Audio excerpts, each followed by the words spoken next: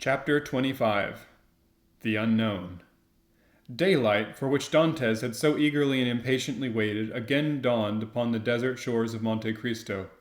With the first dawn of day, Dantès resumed his researches. Again he climbed the rocky height he had ascended the previous evening, and strained his view to catch every peculiarity of the landscape. But it wore the same wild, barren aspect when seen by the rays of the morning sun which it had done when surveyed by the fading glimmer of eve. Returning to the entrance of the cave, he raised the stone that covered it, and descending to the place that contained the treasure, filled his pockets with precious stones, put the box together as well and securely as he could, sprinkled fresh sand over the spot from which it had been taken, and then carefully trod down the ground to give it everywhere a similar appearance. Then, quitting the grotto, he replaced the stone, heaping on it broken masses of rock and rough fragments of crumbling granite, filling the interstices with earth, into which was skillfully mingled a quantity of rapidly growing plants, such as the wild myrtle and flowering thorn. Then, carefully watering these, he scrupulously effaced every trace of footmark, leaving the approach to the cavern as savage-looking and untrodden as he had found it. This done, he impatiently awaited the return of his companions.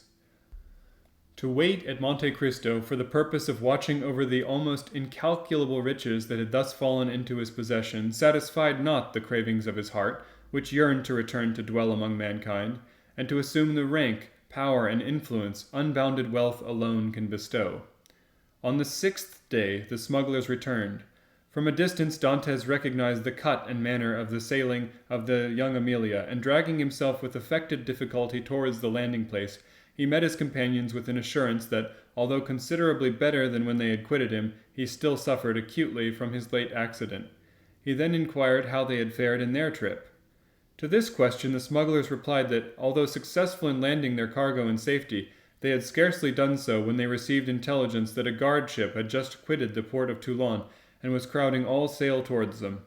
This obliged them to make all the speed they could to evade the enemy, when they could not but lament the absence of Dantès, whose superior skill in the management of a vessel would have availed them so materially. In fact, the chasing vessel had almost overtaken them, when fortunately night came on and enabled them to double the Cape of Corsica, and so elude all further pursuit. Upon the whole, however, the trip had been sufficiently successful to satisfy all concerned, while the crew, and particularly Jacopo, expressed great regret at Dantès not having been an equal share with themselves in the profits, amounting to no less a sum than 50 piastres each. Edmund preserved the most admirable self-command, not suffering the faintest indication of a smile to escape him at the enumeration of all the benefits he would have reaped had he been able to quit the isle.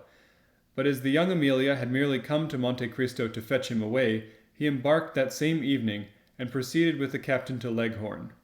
Arrived at Leghorn, he repaired to the house of a Jew, a dealer in precious stones, to whom he disposed of 4 of his smallest diamonds for 5,000 francs each.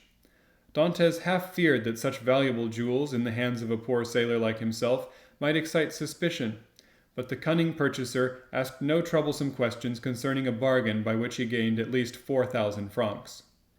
The following day Dantès presented Jacopo with an entirely new vessel, accompanying the gift by a donation of 100 piastres, that he might provide himself with a suitable crew and other requisites for his outfit, upon condition of his going direct to Marseille, for the purpose of inquiring after an old man named Louis Dantès, residing in the Allée de Milan, and also a young female called Mercedes, an inhabitant of the Catalan village. Jacopo could scarcely believe his senses at receiving this munificent present, which Dantès hastened to account for by saying that he had merely been a sailor from whim and a desire to spite his friends, who did not allow him as much money as he liked to spend, but that on his arrival at Leghorn he had come into possession of a large fortune left him by an uncle whose sole heir he was. The superior education of Dantès gave an air of such extreme probability to this statement that it never once occurred to Jacopo to doubt its accuracy. The term for which Edmund had engaged to serve on board the young Amelia having expired, Dantès took leave of the captain, who at first tried all his powers of persuasion to induce him to remain one of the crew, but having been told the history of the legacy, he ceased to importune him further. The succeeding morning Jacopo set sail for Marseille, with directions from Dantès to rejoin him at the island of Monte Cristo. Having seen Jacopo fairly out of the harbor, Dantès proceeded to make his final adieus on board the young Amelia, distributing such liberal gratuities among her crew as procured him unanimous good wishes and expressions of cordial interest in all that concerned him. To the captain he promised to write when he had made up his mind as to his future plans. This leave-taking over, Dantès departed for Genoa. At the moment of his arrival, a small yacht was being tried in the bay. This yacht had been built by order of an Englishman, who, having heard that the Genoese excelled all other builders along the shores of the Mediterranean in the construction of fast-sailing vessels, was desirous of possessing a specimen of their skill. The price agreed upon between the Englishman and the Genoese builder was 40,000 francs. Dantès, struck with the beauty and capabilities of the little vessel, applied to its owner to transfer it to him, offering 60,000 francs upon condition of being allowed to take immediate possession of it. The proposal was too advantageous to be refused, the more so as the person for whom the yacht was intended had gone upon a tour through Switzerland and was not expected back in less than 3 weeks or a month, by which time the builder reckoned upon being able to complete another. A bargain was therefore struck. Dantès led the owner of the yacht to the dwelling of a Jew, retired with the latter individual for a few minutes to a small back parlor, and upon their return from thence the Jew counted out to the shipbuilder the sum of 60,000 francs in bright golden money. The delighted builder then offered his services in providing a suitable crew for the little vessel, but this Dantès declined with many thanks, saying he was accustomed to cruise about quite alone, and his principal pleasure consisted in managing his yacht himself. The only thing the builder could oblige him in would be to contrive a sort of secret closet in the cabin at his bed's head, the closet to contain 3 divisions so constructed as to be concealed from all but himself. The builder cheerfully undertook the commission, and promised to have these secret places completed by the next day, Dantès furnishing the size and plan upon which he desired they should be arranged. The following day Dantès sailed with his yacht from the port of Genoa, amid the gaze of an immense crowd drawn together by curiosity to see the rich Spanish nobleman who preferred managing his vessel himself. But their wonder was soon exchanged for admiration at the perfect skill with which Dantès handled the helm, and without quitting it, making his little vessel perform every movement he chose to direct. His bark seemed indeed replete with all but human intelligence, so promptly did it obey the slightest impulse given, and Dantès required but a short trial of his beautiful craft to acknowledge that it was not without foundation the Genoese had attained their high reputation in the art of shipbuilding. The spectators followed the little vessel with their eyes so long as it remained visible. They then turned their conjectures upon her probable destination. Some insisted she was making for Corsica, others the Isle of Elba. Bets were offered to any amount that she was bound for Spain, while Africa was positively reported by many persons as her intended destination. But no one thought of Monte Cristo. Yet thither it was that Dantès guided his vessel, and at Monte Cristo he arrived at the close of the second day. His bark had proved herself a first-class sailor, and had come the distance from Genoa in 35 hours. Dantès had carefully noted the general appearance of the shore, and instead of landing at the usual place, he dropped anchor in the little creek. The isle was utterly deserted, nor did it seem as though human foot had trodden on it since he quitted it. His treasure was just as he had left it. Early on the following morning he commenced the removal of his riches, and before nightfall the whole of his immense wealth was safely deposited in the secret compartments of his hidden closet. A week passed by. Dantès employed it in maneuvering his yacht round the island, studying it as a skilful horseman would the animal he destined for some important service, till at the end of that time he was perfectly conversant with its good and bad qualities. The former Dantès proposed to augment, the latter to remedy. Upon the 8th day of his being on the island, he discerned a small vessel crowding all sail towards Monte Cristo. As it neared, he recognized it as the bark he had given to Jacopo. He immediately signaled it. His signal was returned, and in 2 hours afterwards the bark lay at anchor beside the yacht. A mournful answer awaited each of Edmund's eager inquiries as to the information Jacopo had obtained. Old Dantès was dead, and Mercédès had disappeared. Dantès listened to these melancholy tidings with outward calmness, but leaping lightly ashore, he signified his desire to be quite alone. In a couple of hours he returned. 2 of the men from Jacopo's yacht came on board the yacht to assist in navigating it, and he commanded she should be steered direct to Marseille. For his father's death he was in some manner prepared, but how to account for the mysterious disappearance of Mercedes he knew not. Without divulging his secret, Dantès could not give sufficiently clear instructions to an agent.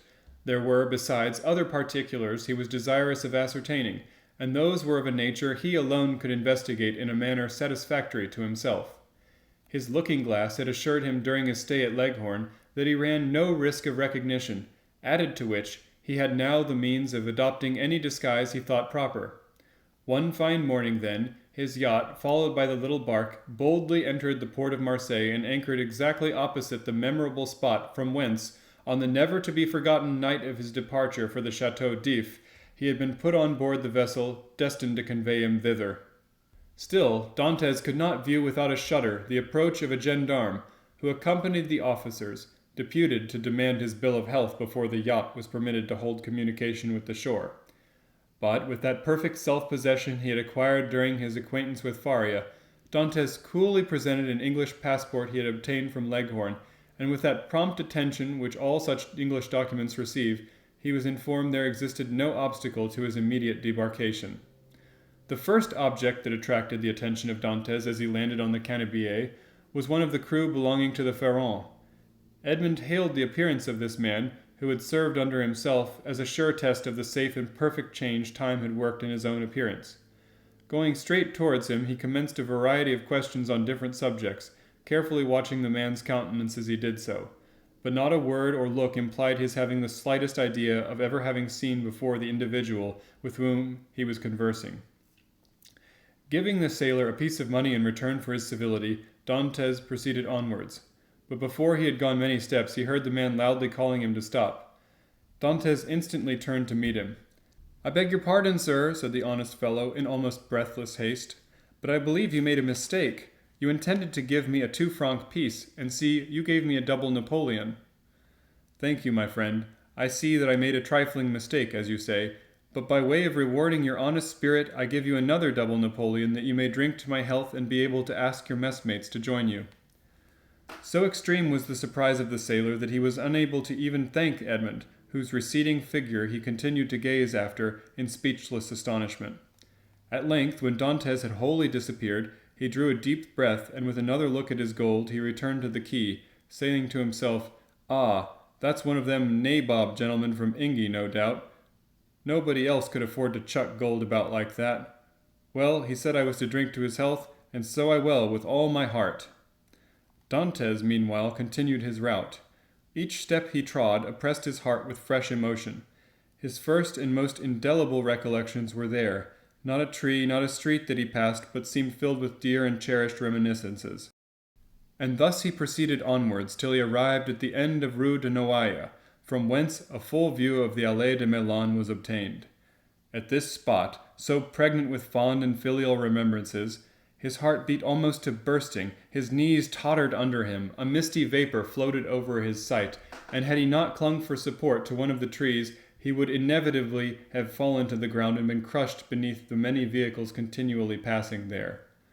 Recovering himself, however, he wiped the perspiration from his brow and stopped not again till he found himself at the door of the house in which his father had lived.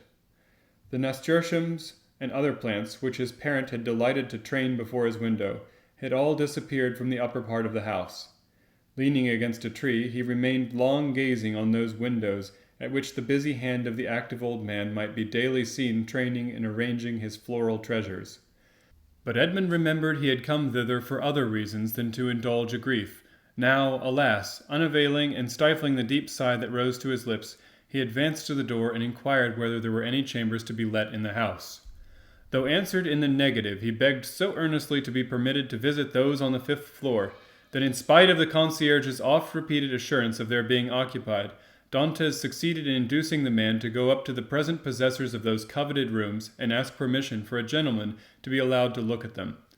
The tenants of the humble lodging, once the scene of all Dantès' early joys, consisted of a young couple who had been scarcely married a week, and the sight of a wedded happiness he was doomed never to experience drove a bitter pang through his heart.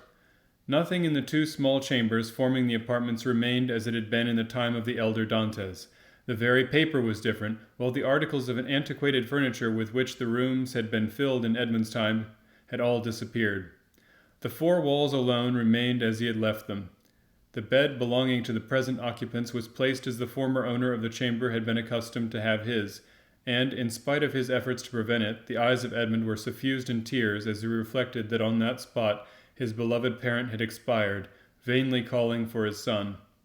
The young couple gazed with astonishment at the sight of their visitor's emotion, and wondered to see the large tears silently chase each other down his otherwise stern and immovable features. But they felt the sacredness of his grief, and kindly refrained from questioning him as to its cause, while, with instinctive delicacy, they left him to indulge his sorrow alone. When he withdrew from the scene of his painful recollections, they both accompanied him downstairs, reiterating their hope that he would come again whenever he pleased, and assuring him their poor dwelling should ever be open to him. As Edmund passed the door of similar rooms on the 4th floor, he paused to inquire whether Caderousse, the tailor, still dwelt there. But he received for reply that the individual in question had got into difficulties, and at the present time kept a small inn on the route from Bellegarde to Beaucaire.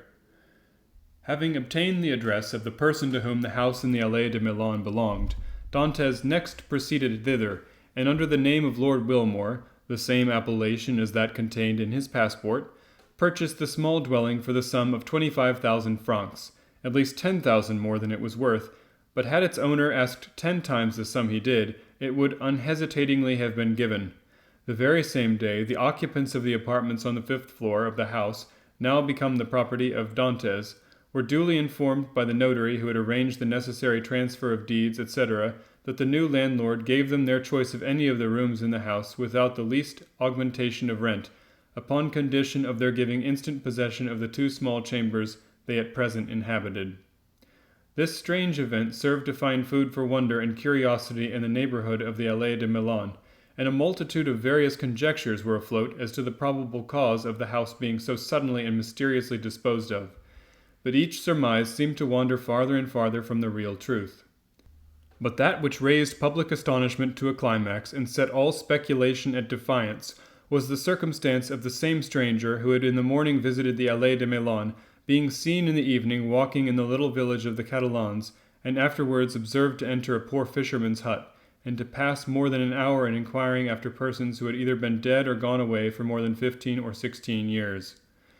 But on the following day the family from whom all these particulars had been asked received a handsome present, consisting of an entirely new fishing boat with a full supply of excellent nets. The delighted recipients of these munificent gifts would gladly have poured out their thanks to their generous benefactor, but they had seen him, upon quitting the hut, merely give some orders to a sailor, and then springing lightly on horseback, quit Marseille by the Porte d'Aix, a well-known gate of Marseille.